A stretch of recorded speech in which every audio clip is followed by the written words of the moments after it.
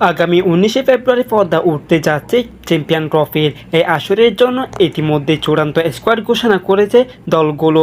অনেকে শুরু করেছে অনুশীলনও। গত কয়েকদিন মিরপুর অনুশীলন করেছে বাংলাদেশও। চ্যাম্পিয়ন্স ট্রফিতে অংশ নিতে সপ্তাহখানেক আগে থেকেই দেশ ছাড়ছেন বাংলাদেশ দল। আজ বৃহস্পতিবার দিবাগত রাতে 1টায় দুবাইয়ের উদ্দেশ্যে ঢাকায় ছাড়বে টাইগাররা। সেখানে 17 ফেব্রুয়ারি একটি প্রস্তুতি ম্যাচ খেলবে নাজমুল হোসেন শান্তির দল।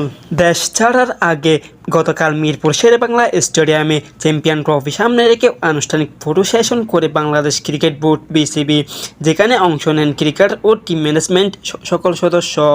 গতকাল সংবাদ সম্মেলনে চ্যাম্পিয়ন ট্রফিতে নিজেদের লক্ষ্য নিয়ে শান্ত বলেন, আমরা চ্যাম্পিয়ন হওয়ার লক্ষ্যেই যাচ্ছি, একই সঙ্গে বাড়তি কোনো চাপ অনুভব করছে না জানিয়ে শান্ত বলেন, আমার কাছে বাড়তি চাপ মনে হয় না, আর দলের ডিজার্ভ করে চ্যাম্পিয়ন হওয়ার কোয়ালিটি টিম আমাদের দলের এই সমর্থ আছে, আমি বিশ্বাস করি বাড়তি চাপ কেউ অনুভব করবে না, সবাই একটাই চাওয়া চ্যাম্পিয়ন হওয়া, বিশ্বাস করি নিজেদের সমর্থ আছে।